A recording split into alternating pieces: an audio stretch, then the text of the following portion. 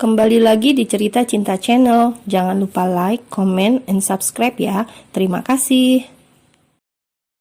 Sudah 2 bulan ini mood Bening naik turun. Walau tidak terlalu berdampak, tetapi dia jadi lebih banyak diam dan sewaktu-waktu bisa berubah lebih aktif. Siang itu ketika sedang terik sekali, ia menelpon Gara yang sedang berada di perusahaan dan sedang kedatangan tamu. Saya terima telepon dulu ya rekan-rekan, istri saya menelpon. Semua tamu nampak maklum, Gara memang dikenal sebagai sosok suami yang siaga. Apalagi Bening jarang menelpon seperti ini. Kalau tak ada hal yang benar-benar diinginkan atau penting, istrinya itu tak akan menelponnya. Jadi, dengan sedikit menjauh dari para tamu yang sekarang sedang melanjutkan perbincangan tanpa Gara, Gara segera mengangkat panggilan itu. Iya sayang?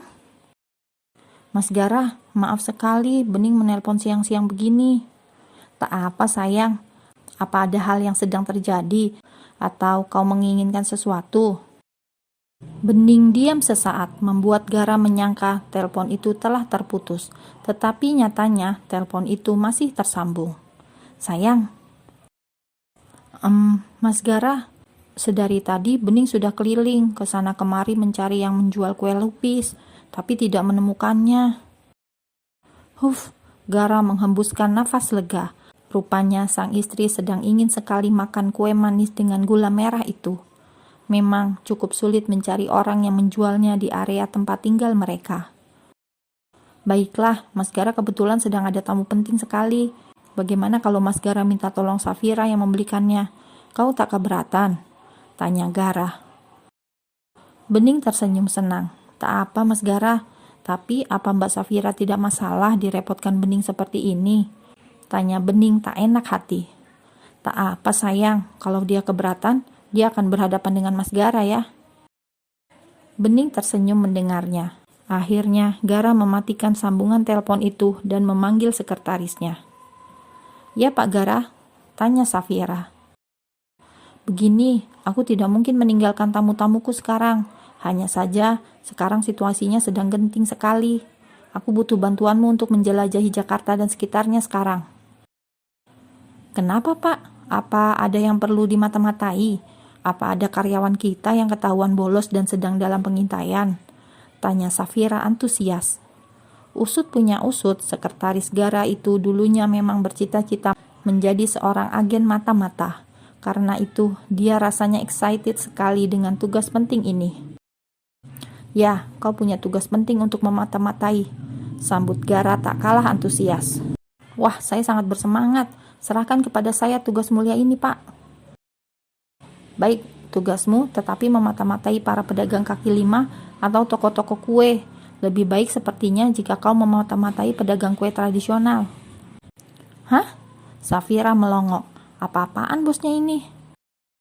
Betul, kau harus mencari kue lupis. Istriku sedang menunggu di rumah. Sepertinya dia sangat ingin makan kue itu. Safira semakin melongok. Dia masih berpikir akan sangat keren jika melakukan sidak kepada karyawan nakal yang bolos di jam kerja. Tapi ternyata dia sekarang harus mencari pedagang yang menjual kue lupis demi istri kecil si bos tercinta. Safira menarik nafas dalam-dalam, lalu akhirnya mengangguk. Karena menyenangkan hati istri atasan adalah termasuk tugas mulia dan kemungkinan akan berimbas pada kenaikan gaji. Baiklah Pak, saya akan segera datang ke rumah ibu dengan sebaskom kue lupis. Tekad Safira membuat Gara mengacungkan jempol kepada sekretarisnya itu. Pergilah Safira keluar sekarang dengan Gara yang melepaskannya dengan tenang dan kembali melanjutkan sesi meeting bersama rekan-rekan. Sekarang di jalanan yang macet, Safira memulai pencarian terhadap kue lupis yang entah kenapa jadi begitu langka saat ini. Beberapa pedagang kue sudah ditemuinya, tetapi ia tidak menemukan kue lupis dengan gula merah itu. Lagi pula, konon katanya, sang istri atasan pintar memasak. Lalu kenapa perkara kue lupis harus minta dicarikan? Ini sudah seperti orang ngidam saja. Safira tetapi tak menyerah dengan Gara yang selalu mengirimkan pesan dan menyemangatinya agar segera menemukan kue lupis keinginan istrinya. Semangat sih semangat Pak, cuma ini saya udah muter-muter, tapi tidak ketemu juga. Safira jadi menggerutu di dalam mobil. Yang ada juga tukang cilok, lanjut Safira keki. Gara tertawa membaca pesan sekretarisnya itu. Namun, dia yakin dengan kekuatan Safira, perempuan itu bisa mendapatkan lupis permintaan istri kesayangannya. Sementara, Bening saat ini masih duduk bersama putra tercintanya sambil bermain di taman belakang. Bening sendiri tak tahu entah mengapa dia jadi suka makan yang manis-manis akhir-akhir ini. Padahal sebelumnya, dia lebih suka makanan yang asin, bukan yang manis-manis. Setelah menunggu cukup lama, ia mendengar bel rumahnya berbunyi. Dengan membawa putra tercintanya ke depan, Bening membuka pintu dan menemukan sekretaris suaminya sudah tersenyum dengan membawa tentengan. Kue lupis pesanan Ibu Bening. Safira menunjukkan kresek berisi kue permintaan Bening yang segera disambut Bening dengan sukacita. Wah, terima kasih ya Mbak Safira. Bening nungguin loh dari tadi. Safira tersenyum kecut. Bening tak tahu saja perjuangan Safira dalam mencari pedagang kue lupis hingga sampai ke dalam gang sempit. Di sana, dia bertemu pembuatnya langsung dan langsung membeli banyak. Kini, Abi sudah bersama Safira. Bening mengajaknya masuk dan makan bersama. Di meja makan sudah terhidang makanan lezat membuat Safira berkerut kening. Ada makanan enak-enak, tetapi istri atasannya malah bernafsu sekali dengan kue lupis yang tak seberapa indah itu. Bu, ini makanannya sedap-sedap, tapi ibu malah kepengen betul, sepertinya sama kue lupis itu. Tanya Safira penasaran sekali. Iya Mbak Safira, Bening juga heran, kepengennya sampai bikin ileran. Walah, apa ibu ini jangan-jangan lagi ngidam? Ibu sudah hamil lagi ya? Tanya Safira antusias. Bening kali ini terdiam, sambil memakan lupisnya perlahan, dia coba kenang-kenang. Sepertinya jadwal kunjungan tamu bulanan bulan ini memang terlewatkan begitu saja. Kenapa dia bisa abai dengan hal ini? Mbak Safira benar, Bening sudah lewat masa menstruasi tanpa menstruasi. Nah kan, saya bilang juga apa Bu? Ayolah saya temani ke dokter kandungan. Safira nampak bersemangat sekali, dia suka anak-anak. Abi juga menempel sekali dengannya saat ini. Anak atasannya tampan sekali dan juga lucu. Bagaimana kalau Mbak Safira temani Bening ke apotik saja dulu, biar Bening beli test pack saja dulu. Ide bagus juga kok Bu, mau sekarang? Tanya Safira. Sebentar lagi ya, tanggung. Bening menunjukkan lupis yang sudah hampir habis beberapa biji. Setelah beberapa menit berlalu, akhirnya Safira dan Bening keluar dari rumah. Dengan masih membawa Abi yang kebetulan pengasuhnya saat ini sedang cuti itu, Bening duduk tenang di samping Safira di dalam mobil.